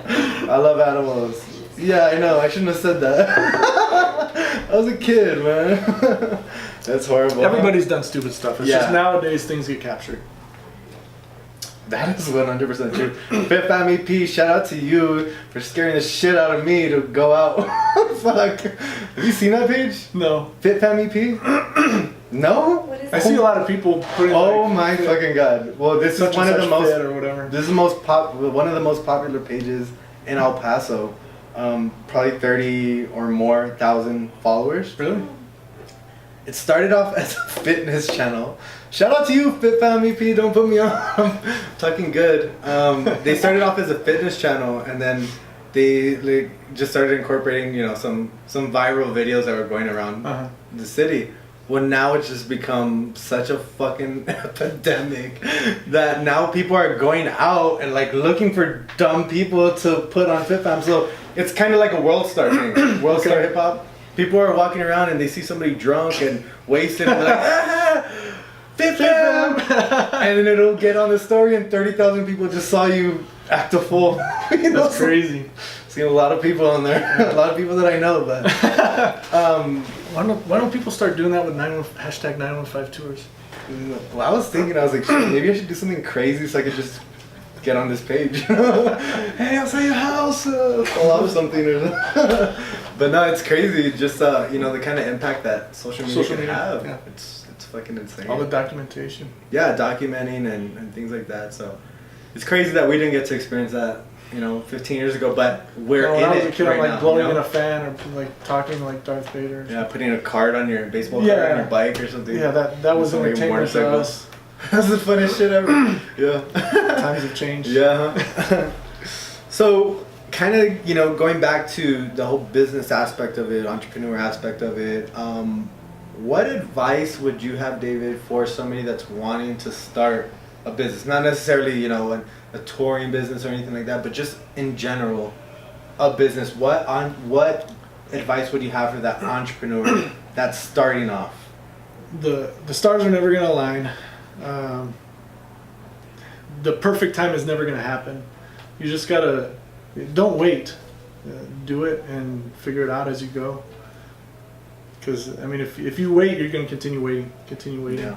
and wait for the right time, and the right time isn't going to come. Definitely. And that's, I think, one thing that separates an idea from, actually having that reality. I think that everybody's had the same fucking idea. For anything that you think of, it's like somebody else is thinking about that too. Who's gonna do it first? Yeah. And I think that's something that definitely, interviewing the last 12 guests that we've had, everybody's had that in common. It's like, you just gotta do it. Don't overthink it. Don't procrastinate on it either, because Right. if you ever have wanted to do something in life, the time is now. You have one life. Yeah. You're not guaranteed the next 2 years. I could have said, I'll do a podcast once I become a broker in 4 years. Like, fuck that. Yeah. Let's document this until I become a broker. Yeah. Until I have my own And then team. you'll already have you'll have your following already. Definitely. So, Yeah. I think that's definitely a solid piece of advice for somebody wanting to start a business. I think somebody, maybe I heard one time, it was every day that goes by is like 10 days more to your retirement or something like that. Mhm. Like every one day that you wait adds 10 more days. Definitely. Do you ever feel like you're kind of playing catch up from, the years that you didn't have the business, or because I feel like But I was always trying something. yeah. I always Yeah. I was. This isn't my first business. It's my first legit, like real, actually growing business. Mhm. The other things have all just been ideas that I do and hope that they're gonna make something. But there's always been something else. You could call it a hobby, I guess. but, Right. Um, Has there been a moment where you realize that it takes a lot more than just hoping for that to happen and realize like, And that's- fuck, you really gotta yeah. fucking work on this. and that's why then you're like forced to, like, I have to make it work. Yeah. And it's important too, I think what you said in the very beginning, you loved traveling. You have to find a passion in what you're doing. Because when it gets hard, if you don't love it, you're gonna quit. Yeah, it's so much easier to quit than it is to Right. actually stick it out. And, Yeah. and I'm sure you dealt with that when you bought your lemon, of a bus, and Yeah. and you just had to fucking take your losses. Yeah. You're still paying for it right now, but fuck it. Yeah. Keep going, keep moving, keep building your brand, and Yep. that's really cool, man. So definitely an inspiration for a lot of people and entrepreneurs just here in the city. It's crazy just to see the amount of like-minded people here in the city that are really making an impact. And like I said, the whole point of this show is just to kind of shine light on what you're doing and all that good stuff. So I'm not gonna say entrepreneurship is becoming trendy, but it's it's definitely more I think acceptable. acceptable now. I think, and I mentioned this in the last podcast, the word entrepreneurship, even to my sister, because I've always said, I'm an entrepreneur, and I was working at Verizon, but flipping cars on the side and doing all this other stuff. And my sister would say, an entrepreneur is just somebody that doesn't have a job. I'm like, well, I mean, this We're working towards it. Yeah, but I think the term has just totally changed now, because even people that were saying I'm an entrepreneur are realizing you're not a fucking entrepreneur just because you say it or because you want something else. Right. You're an entrepreneur when you actually fucking do it. When you put all the chips in and you believe in yourself and you figure it out later, you know? That is what it takes to be an entrepreneur, and I think that's what it also takes to become successful in what you're doing, you know? There can be success if there's not risk. Right. And there's not that belief and that faith that you have in yourself too to actually get it accomplished. So. And I think what I said earlier about the stars will never align, and that may be a bit contradictory to my situation with wanting to leave my current job. You know, because it's a tough choice, and you've got to figure out at what point is your seed money not necessary, I guess, right? Or at what point can you draw from your business without starving it? Right. And I admire the people that can go get a loan up front to be able to outfit their store or whatever, to be able to just hop right into that and start generating revenue. But And I think also having that awareness at what point you need to really hone down on this and not so much this, you know? Yeah. I think there comes a point in time where you're gonna be at that point where you're just like, fuck, I need a third bus now. Do I really need this seed money, or should I really go 110 on this and, you know, get my fourth bus, fifth bus, and 10th bus? And I think that's definitely the drive that I could see. I could see that you want to fucking grow. I can see it, man, and that's really cool. I really am fascinated with what you're doing, because I think the whole concept behind it, especially in the city that we're in, offering the payment plans and the experience that you're offering, a lot of people can't do that on their own, you know. So having somebody that is here locally that will do that for the local people here in the city, you know, I think that's really important. I think that's a good business model that you have too. thank you. Thanks for appreciating it. Yeah, definitely, man, definitely. But cool, man, appreciate you. One of the last questions I definitely want to ask, you know, being a realtor here in El Paso, I'm always trying to stay on top of, you know, what's hot in the city, where's people's attention at. So what restaurant or business in El Paso is probably one of your favorites that you can't get enough of, you know? There's a lot of places for me, and I'll give you my 2 cents, but what is that one restaurant or business that, you know, in El Paso that you're just like, fuck, I love this place, or it's my spot? There's not one. Give Okay, me a couple, give me a couple. L&J's, Track 1. We frequent those places. L&J's and Track One. All the time. Chris is from Florida. He hasn't been to El Paso ever, so told him when he leaves here, he's gonna gain at least 20 pounds. For sure. We have some good food out here. The taco lady on Rojas and Zaragoza.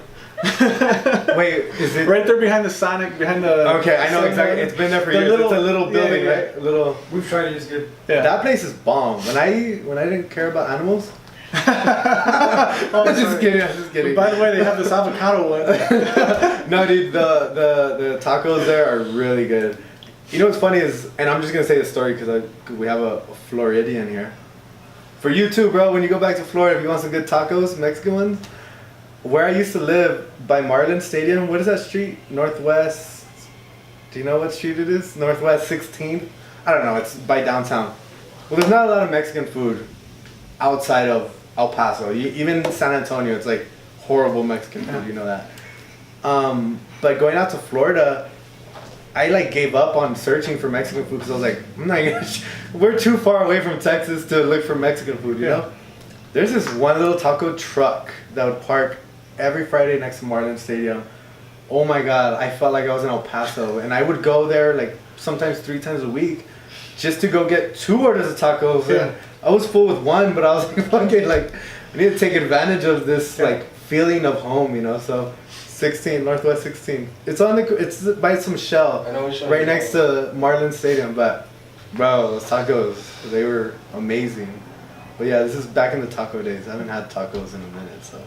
before you stop. Definitely miss them. Yeah, so Taco Lady, L&J's, Track 1, some cool spots. Yeah, I mean, other than that, we don't go out. No. There's no time for that. Cool. There's no time for that. Well, you're working 20-hour days, man. You're fitting the family and the work in, and I'm sure it takes a lot of time. But, you know, that just goes to show what it really takes to build a business, especially with a full-time job. You know, a lot of people don't get that, and a lot of people I know are confused as to should I go all in on this and build it and risk it, or should I keep my job while I'm building it? A lot of people are missing that, I think, that 7 to 2 hour gap where they're just fucking bullshitting and watching Netflix and, you know, talking shit. And there's sometimes I'm not, you know, I'm distracted too. Yeah, distraction's normal. I'm not disciplined enough. Right. I mean, I'm not perfect, you know. Mhm. And some nights I just don't feel it. Yeah. And then you're gonna have that. Yeah. But I mean, the key is when you don't want to do something, to force yourself to do it, and Yep. you know, create the habits. Definitely. I think too, I was thinking about this and I was actually going to do a story. One thing that I learned from Gary is not to do this. When you feel something, just do it. Have you ever posted something and you're about to post it, you write something and you're like, and then you start deleting All the everything? time. Stop doing that. Like, No. just fucking post it. No, 'cause- Whatever you were supposed to say, whatever you wrote down Because I first. say some stupid stuff. Well, that's what you're supposed to say sometimes. Well, the other day I'm driving and I'm like, fuck, I gotta post something on story. But I was going through some shit during the day that I was just like, not even in the fucking mood. But then I started thinking, if I want to start my vlog, if I want to do my podcast, it's not going to be easy. A vlog is something that's daily, you know? Yeah. And a vlog is something that you're showing the behind the scenes of it.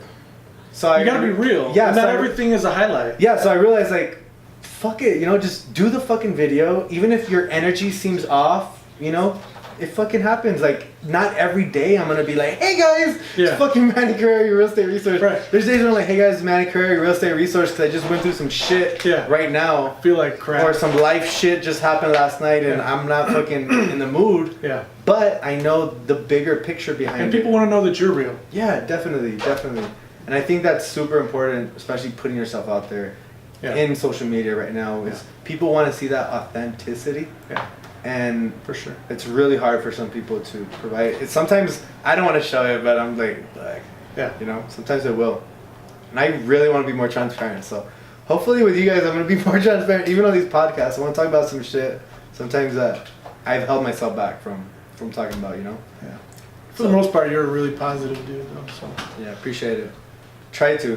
I have to say. Or maybe I'm just seeing your highlight reel. No, I mean I feel like in general I am a positive person, You are. and I have to be. Yeah. Because that's just how I am. You know, I think I really am blessed to have everything that I do have in life. Right. To have everything going for me the way I have, and to be blessed with the amount of ambition that I have. Like, I was born with this shit. Yeah. You know, I didn't pick up a book and say, oh fuck, I'm ambitious now. You know, Yeah. like I want to set some goals. Right. You know, this has always been like that, and it is something that you have to be born with. You know, I think it's really hard for you to teach it. You can teach it, but in general, I mean, you have one fucking life. Do the best that you can with it. Have the most fun that you can with it, and don't take it for granted. You know, that's why I don't watch TV. I mean, I Yeah. do something else, Yeah, bro. yeah. Like get up, do something Yeah. else. You know, and but yeah, I mean, I think positivity, having that positive mindset, and always kind of, you know, being appreciative of what you do have, because guarantee you somebody out there has it a lot worse than you, you know. And if anybody's ever made it, in whatever situation or background you have, or anything that's ever happened to you, if anybody's ever made it, you can too. Yeah. That's something that I definitely see. Like, you know, I'm thinking this is bad, but I'm like, this guy is way more successful than I am. It's just eliminating And excuses. He went through fucking drugs, and he did this, and he had this, you know. So it all just comes down to excuses. There's too many excuses for you not to be positive. Right. But ignoring those excuses and being positive is the most important thing that I think I've done, and has amounted to this happiness that you see in my face right now. You know, so cool, man. I'm really excited, you know, for people to hear your story, and people to kind of get to know a little bit more about David and 915 Tours and how you started. I think it's really cool. You know, just the story behind it, and the entrepreneur's background that you have, and the mindset that you've kind of built for yourself, you know. Building this business, I wish you the best of luck. Thanks, man. For those of you that are watching and listening on iTunes, SoundCloud, YouTube, all the other outlets that this is on, you know, check out David's website one more time for 915tours.com. 915tours.com and Cowboyspackages.com. cowboyspackages.com. If you guys are interested in taking a trip out to catch a Cowboy game, and I'm probably going to be hitting you up, not probably, I'm going to be hitting you up for the packages where I could definitely Drive yourself. I already told you my situation, but no, I'm really looking forward to that. I've been wanting to catch a Dallas game, even though I'm not too big of a football fan. I'm not gonna say Cowboys fan. You know, Still an experience. It's a great experience. Yeah, living out here in Texas, I know how crazy and energetic those freaking games are. I've only heard, but You get there and it's like, yeah, to experience that is man. something else, and really appreciate you being on here, man. I really appreciate you taking the time. I know we've ran probably a little bit over than an hour and a half, but it's cool, man. it's fun, man. I told you We this can was- keep going if you Yeah, want. yeah. I told you this was gonna be fun. You were nervous, huh? Yeah, it was. But cool, man. I really appreciate it. For those of you guys watching, make sure you guys tune in every single Wednesday. We're gonna be sitting down with entrepreneurs, influencers, movers, and shakers like David here and sharing his story. And hopefully, you know, you guys tune in next week. Drop any comments or any feedback that you guys have for this podcast. And as always, look forward to seeing you guys next week. We'll see you guys soon. The music, with the 915 movement. No. Yeah, how did you guys meet? So- well, how did like? Oh, we didn't finish that. How So did put we? in like, so let me finish the story on how we met, and then that way I can really be able to see where Okay. where- 3. So real quick before we tune out, finish the story. How did we meet? I know we got the 915 movement started, which is basically a website that you created to get all the artists in El Paso in one place, right? So we could get the most exposure we have. Showcase them. Yeah. Yeah. So you and Alex Des just got married. Really? Dude, me too. I was like, what? That's cool, man. My cousin had to fly to San Antonio to believe it. But shout out to my cousin. He just got married. Shout out to Mr. and Miss Hernandez. That's cool. Yeah, Congratulations. he definitely found some happiness out there. So yeah, me and Alex Des. Alex is my cousin. He's You an guys were R&B doing singer. you guys were doing the thing, and so you were showcased on our website and everything, Yeah. and of course we became friends through Facebook, social media. And I don't even think we met. No, I don't think face to face. I don't think probably we, not for a while. No, I don't think we ever did. I think. I ran into you guys at Did you? we went out one time somewhere. Was Ken go there? No, No. maybe something like that. Was it at a performance or something? I don't know. It might have been. Yeah. I mean, we. You supported local, I supported local, Yeah. and We were so on the there same was page. always- We're on the yeah, same wave. There was always shows going on and trying to be a part of it, and yeah, I mean, there's just when you meet somebody and you have the same vibe, and you know you're kind of on the same mission, the same goal, whether you have met them or not. You have the same interest. We had the same interest. We definitely clicked, even though we never were really face to face and in front of each other. Yeah. I saw that you did have the same interests as I did. Yeah, Even going you can off- tell who's a hustler. Yeah. You can tell who's ambitious and who's wants to grind. And even talking music, I mean, the transition from me going to music, because I stopped music, and I eventually started working at Verizon, and then I moved out Mhm. to Florida. Yeah. But I remember, I don't know what that knocking is. But I remember Ghost. we actually had a wager. We have a wager still going on right now. Don't stop. We have a wager going on right now. I forgot that. I'm glad we got But it. hold on, it was first one. We to a were million? trying to figure out the kinks. Right, so was the first one to $1 million in cash in the bank? Liquid or yeah, Right. and I think assets is better. Okay. Freaking David, man. give me 12 more months, man. Let's No, see. I don't. Look, I don't have it, man. I keep. Okay, so I our put it in- wager was who could get to $1 million first. We said this probably a year and a half, 2 years. It had been about 2 years.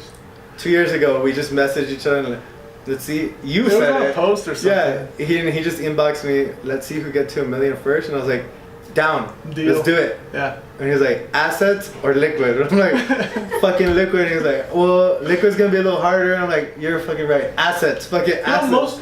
Most people that are growing and plan on having more than $1 million don't ever have $1 million in the bank. That's a Grant Cardone even said that is the dumbest thing to do, because for one, why would you want to keep money in a bank that's earning you .0082 interest? You know, I'd rather put that in fucking anything else. What he says is money gets bored. Yeah, definitely. And it does. If you leave it sitting there, it gets bored. You end up losing it. And if you keep, what's the prize? If whoever wins it first. Pride.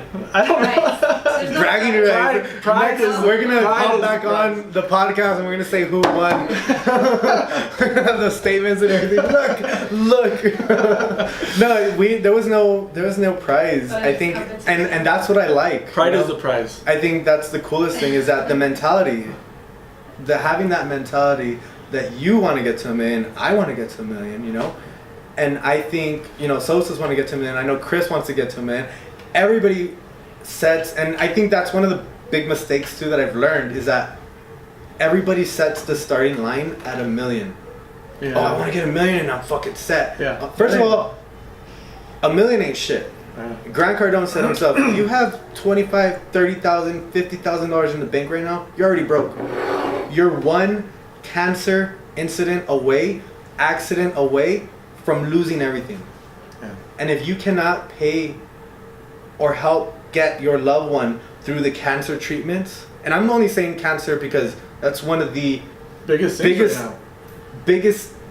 fucking things that people are going through right now, the most expensive thing that is out there right now. And if you cannot pay for the loved one that you have to get through that treatment, that Louis and that Gucci doesn't fucking matter anymore. It matters how you're going to be able to afford that $250,000 treatment, So when it comes down to it, money is so the goals that we have, I think, as people we don't really understand money.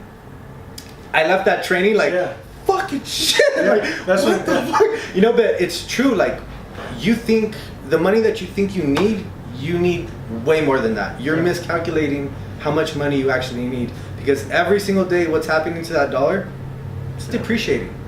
That $1 million that you're aiming for, that's going to take you 10 years to get, because your goal is $1 million. In 10 years, $1 million would be $1 million is going to be $100,000 in 10 years, And that's where it comes down to. That starting goal is bullshit. A lot of people think $1 million, and I think that's a good starting point for us, but for sure, just understanding what money is, how money affects our economy, and what you could really buy with money, it just sets a new perspective into what you really need, and that's why I came back with fuck, hashtag get your money right. Right.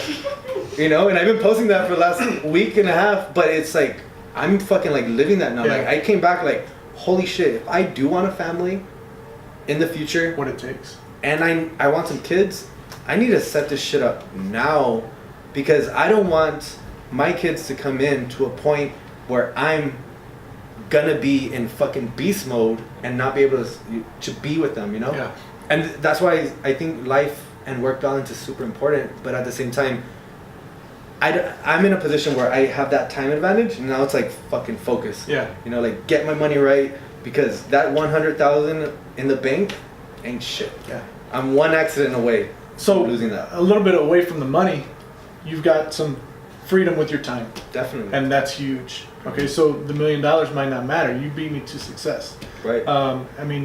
I've got away from kind of the monetary success thing. Mm-hmm. That's not really the thing anymore. Yeah. The success for me is whatever goals I've set, which would at this point Definitely. be financial freedom from. And that the goal is not the money, not the $1 million, but what that $1 million is gonna bring to you and your family. The freedom. And that's why you have to have a monetary goal. Definitely. Because it's gonna ultimately bring you.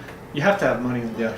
You have to. You can't have any freedoms or any ability to, like you said, even pay for medical treatment stuff without it. Yeah. So maybe a little personal here, but 10 million, being able to sell everything I have for $10 million is kind of my goal by 40. Badass. and that way live off the interest, Mhm. right? I mean, Definitely. invested in something secure at 3 or 4%, Right. and have 300,000-400,000 a year coming in. So, Definitely. I mean, I hope you guys don't think I'm like money driven or anything like that. But I think just having that, like you said, the right understanding is that, I mean, and I've gotten to that point too, where I'm having big months in my career. You know, I'm Yeah. having great months, and I'm having, you know, instances where I'm like, holy shit, did I just make that? You know, in this Yeah. month, holy fuck. Surprise yourself. You know, but I've realized too that money does not matter. I have not gotten happier because I'm making X amount a month. You know, Right. I haven't. My happiness hasn't gone up. Right. My happiness didn't go up because I bought a Mercedes. You know, it didn't. I can tell you, it didn't go up. Stayed the same, if not, it went a little bit lower because now I'm having a fucking car payment, and now I'm realizing that it's $60 every 2 days to fill up. Yeah, You know. it adds up. So it's not in the monetary thing, but it definitely is still a goal every month. I need to be here every single month You have to because I know what happens when I'm here. When I'm here, I have the financial freedom right. to not only go where I want. If I wanted to go to last 2 weeks ago, I went to Puerto Rico. I bought my ticket that day, Yeah, and I went 6 hours later freedom. with no luggage. You know, that was a fucking experience that I was like, I needed to do it, Yeah. and I did it, and I was able to do it because of the hard work that I've been putting into the business. You know. Yeah, But knowing that I need to hit that monetary goal yeah, only makes me satisfied because it's not because, oh, this is gonna be my bank, but shit, I could do that. I could pay this person, buys this you person, this freedom. person. I can do this. I can do this. Sosa saved me so much time in my networking Yeah. and marketing because if not, doing the shit, Chris, you could see we've been up since 8 o'clock. We've been everywhere, right? We've been running around the fucking city. Fell asleep 4 times in the car, but he has jet lag, you know. But doing all that shit and then still finding the time to post 3 to 4 Right. times a day, Right. posts that are gonna have an impact or value on somebody. I don't have time for that, right. you know. But money has given me time for that. And that's where you also figure out where is it better for me, like hiring hosts, Definitely. somebody else to do the trip, and that way I can focus on the other things. Right. You've got to have other people in place to grow. Definitely. Otherwise, you're not going to grow. I Definitely. mean, that's the bottom line. And you've got to have money to have the other people because they're not going to work for free. Right. So, yeah, monetary. You have to have monetary goals for sure. Money isn't everything, but it definitely is everything, my Yeah. friends. Yeah, freedom. Yeah. Definitely. But Freedom. So y'all met through music and then that's it. Yeah, we can. Okay. We Yeah. can, we can yeah, now we just went off on some other shit. Huh? That's it, okay. But that was a lot of good points, yeah. Right, really, really good stuff. Off the cuff was really good, guys. yeah, I mean, great minds. Yeah. I mean, All of it. I'm really. Once you fucking get excited, warmed bro. up, we There can be you here go. probably till 2 or 3 in the Yeah, because morning. it just starts fucking.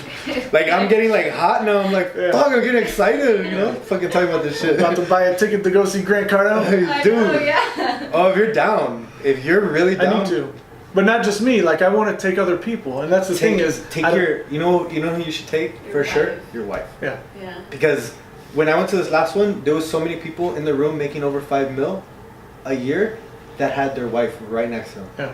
And it's good because, Your partner has to be in tune. well, not only that, but Grant and Elena, they're a fucking They're power. huge. They are really They're next. like, I'm not lying. They are a fucking power couple. Not because they're just doing this shit together, but like they are legit on the same fucking page. And that's really what Grant and Elena came. Like I came back with so many golden nuggets about relationships and the type of relationships that I need in my life right now. Being as successful I am right now, Yeah, I realized, fuck, I've been setting the fucking bar really damn low. You Yeah. know, I need to set this bar super high because the type of person that I need yeah, is not the type of person that I've been looking at. Yeah. Like, I need to Yeah. really set that bar high because when it comes down to it, you need that backbone. Yeah. You need somebody that's going to be on the same page with you. absolutely. Because if not, all you're running into is conflict all day with work and at home, you know? And I've seen successful people that don't even want to go home. Yeah. And it's like, bro, you just bought a $400,000 house, go home, enjoy it. Oh, before, are we still recording? Yeah, do you want Okay, me to stop? no. Before we end, my wife has come a long way, and she's very supportive. That's awesome. And I mean, we still need to work on setting goals together and things like that. Yeah. But as far as she takes care of the kids, and she makes sure everything at home is squared away. Yeah. And she'll take calls and do bookings and things like that. So That's cool. she's definitely tied up a lot of loose ends that I can't get to, and I just don't have the time to. Yeah. That's And good. so man. it's very, very good that she's come on board. Yeah, that's awesome. And like I said, I think that's what you need. And really quick, before we start recording, I've been telling people this story because it's just some nuggets that I came back with. But I get emotional saying this story. It's a Grant Cardone story. But I get emotional saying it just because it's like, it got me and my two friends that I was with excited. Like, we heard this and we're just like, this is what we need. Yeah. Like, that's what we need, But Grant Cardone and Elena Cardone were talking about their story and how they met and how they started, and it just came down to both of them getting on the same page. It came down to when they first started going out, they were fighting. He was already a millionaire, He was 35 years old, already a multi-millionaire. He had a lot to offer her, but she needed to be on the same understanding as him. So they used to fight. They used to go through some stuff. But it came down to them sitting down at a restaurant or at a table, I don't know where they were, and they just wrote down everything that they want and everything that they need. Not materialistic, not monetary, but what are the things that you need from me? Emotional, physical. Emotional, physical, all those things, the trust and the loyalty and, the compassion and the time and all that stuff. So they each wrote down everything that they needed, everything that they wanted. They then exchanged papers and said, can you give this to me? This is what I need and this is what I want. Can you give this to me? Yeah. And as soon as they agreed, they were fucking one, Yeah. So Elena goes on, don't look, there's a bug. Elena goes on and talks and says, now Grant is a fucking beast. Grant's for anybody that does follow Grant, he's a fucking beast. This guy goes to work at 8 o'clock and he comes home 8, 9 o'clock, 10 o'clock. And Elena says, this is Elena talking, he's my fucking warrior. He comes home and I set the environment for him. He just finished talking to this person about this $1 million contract and this $10 million contract for not for him, but for the family, for us. Yeah. He comes home, I set his environment. I don't need to yell at him or bitch at him or complain. I set his environment. He comes home and I nurture him and I refresh him. And the next morning I prepare him to go back to work. Yeah. And that to me was just like, fuck. It gives me goosebumps just So now because. you're like, okay, I need to find this. I need to find Elena. No, but I mean, even for girls too. I think girls need to find the guy that will provide that too. But at the same time, both of you have to provide and give value to each other. I can't get into a relationship where I'm giving nothing but value and there's no value being given back to me. I have to be with somebody that's going to give me enough, the same value or more than what I'm providing, And that's really what it comes down to. The golden nuggets that I took from that, it was just like, fuck, like, if you are successful, don't chase after the girls and the female. That the right one will come, but make sure that the right one has the understanding so that the goals that you do have, the legacy that you do want to build, they're gonna build it with you. Yeah. And they understand that it's not just a you thing, it's a let's build this thing together. So I think that's really powerful. I think it's super important to have that dynamic with your partner. Yeah. But yeah, man, you should definitely take your wife to a Grant Cardone. I was gonna tell you, there's one on the 29th that I'm probably gonna go to. It's a little pricey. It's a 3-day boot camp, but I've heard a lot of good stuff. So definitely, if you guys want to tag along. Where's that one at? Vegas? It's Miami. It's Miami. Back in Miami, but your boy loves Miami. We haven't been to Miami yet. No? No. Let's go. We should go. Show It's you. that boat tour. There we go. Brothers doing. Yeah. That's another thing. It would be awesome to start bringing those guys here. Definitely. Oh, yeah. Definitely. So another friend of mine and I have. Well, you know, if you know Grant Cardone's story, he actually started his brand, and he passed through El Paso, and he hit up every freaking business in El Paso. Talks about it in his 10X World. Really? Yeah, he came to El Paso, and he was hitting up all these businesses, and he started his brand, The Hustle. It was, he passed through El Paso, and he did a lot of hustle here before he became Grant Cardone. That's cool. It's crazy, huh? To see that. He's but- definitely the man. Yeah, definitely. He's high energy, man. I don't know how he. This guy's a beast, bro. He's like going on 60 and fucking fit, and Yeah. this fucker has so much energy. Like my boys are sleeping like 3 times a day, taking naps, and I'm looking at Grant Cardone. He looks like he sleeps 3 hours a day, and that's it. Like he's good to go, you know. Yeah, but he's wired because he's doing what he Because loves. he's excited. Yeah, he's excited about fucking Yeah. life, you know. Yeah. And I can't wait to get to that point where I feel like I'm at that point where Yeah. I just have so much fucking energy, you know.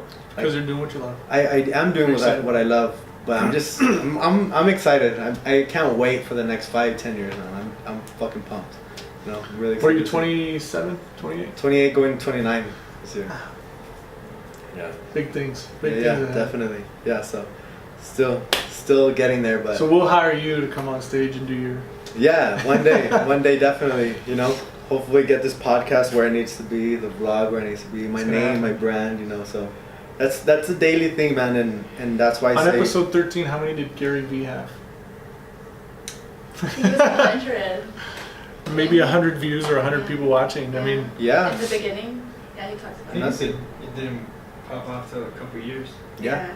consistency. And you know, I think that's why I look at this, and I was actually talking to Christian about some of my goals with the pod this morning, and everything that I'm talking about, it's all long term. You know,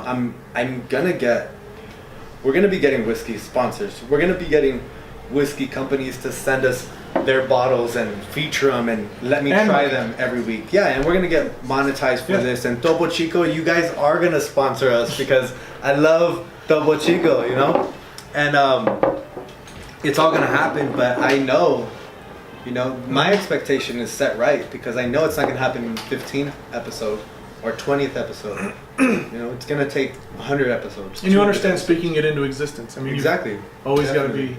Definitely. So, very important. But yeah, man. We could keep David, we could go on. we keep going. I don't know how much film we got left.